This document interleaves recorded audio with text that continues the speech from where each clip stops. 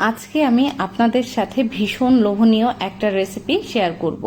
এই রেসিপিটা যদি এভাবে একবার বানান, বাচ্চা থেকে বড় সবাই খেতে খুবই পছন্দ করবে।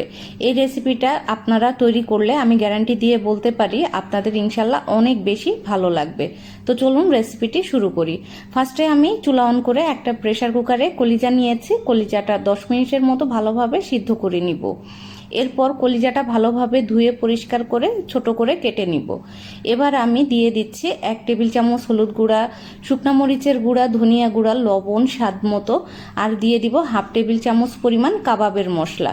দিয়ে দিচ্ছি রসুন পেস্ট, আদা পেস্ট এবং জিরা পেস্ট। 1 টেবিল চামচ পরিমাণ দিয়ে দিলাম রান্নার তেল। অবশ্যই সব কিছু হাতের সাহায্যে ভালোভাবে মেখে নিতে হবে। আপনারা কিন্তু অবশ্যই এই কলিজাটা যখন রান্না করবেন কাবাবের মশলাটা দিবেন। কাবাবের মশলাটা কিন্তু আপনারা স্কিপ করবেন না।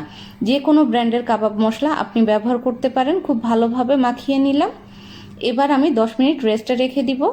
10 মিনিট পর আমি চুলা অন করে একটা ফ্রাই প্যানে দিয়ে দিলাম তেল। এখানে পরিমাণ মতো তেল দিয়েছি, আর দিয়ে দিলাম কিছু জিরা এবং গরম মশলা। একটা বড় কালো এলাচ দিয়ে দিব। এতে করে কলিজাতে যে একটা ব্যাড স্মেল আসে, ওই স্মেলটা কিন্তু আর আসবে না। অবশ্যই এই মশলাগুলো অ্যাড করবেন।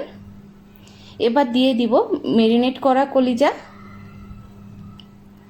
কলিজাটা দিয়ে ভালোভাবে কিছুক্ষণ কষিয়ে নিতে হবে।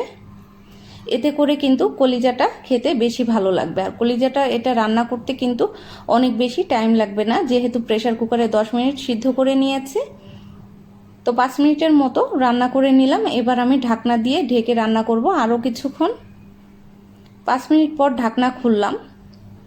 কলিজাটা ভালোভাবে নেড়ে চেড়ে এবার আমি দিয়ে দিব 1/2 কাপ পরিমাণ পানি।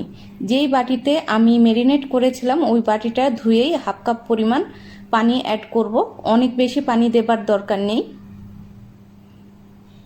এবার আমি খুব ভালোভাবে পানিটা মিশিয়ে নিচ্ছি। মিশিয়ে নিয়ে আমি আবারও ঢাকনা দিয়ে ঢেকে রাখবো। তো ফিরে আসবো 5 মিনিট পর। দেখুন পানিটা টেনে গেছে। এবার দিয়ে দিব 1 কাপ পরিমাণ পেঁয়াজ কুচি। এবার 1 কাপ পেঁয়াজ কুচি দিয়ে খুব ভালোভাবে সব কিছু মিশিয়ে নিব। পেঁয়াজটা আপনারা হয়তো অনেকে ভাববেন আমি কেন পরে দিলাম। এভাবে পেঁয়াজটা দিলে পেঁয়াজটা কিন্তু যখন রান্না করবেন লাস্টে কিন্তু বেরেস্তার মতো হয়ে যাবে। এবার দিয়ে দিচ্ছি কিছুটা কাঁচামরিচ, ঝালটা নিজের টেস্ট অনুযায়ী অ্যাড করবেন। আবারও ঢেকে রান্না করলাম কিছুক্ষণ। এবার আমি আর ঢাকবো না। এবার আমি উল্টিয়ে পাল্টিয়ে খুব ভালোভাবে ভেজে নিব। আর ভাজতে ভাজতেই দেখবেন যে খুব সুন্দর একটা কালার হবে। ওই পর্যায়ে দিয়ে দিব 1 টেবিল চামচ পরিমাণ ভাজা জিরার গুঁড়া। জিরার গুঁড়াটা দিয়ে আরও কিছুক্ষণ ভেজে নিব। ভেজে নিলেই দেখবেন খুব সুন্দরভাবে একটা কালার হয়েছে। তো দেখুন কালারটা এত বেশি সুন্দর হয়েছে আর এত বেশি লোভনীয় হয়েছে। এটা আমি সার্ভ করে আপনাদের সাথে শেয়ার করছি কেমন হলো।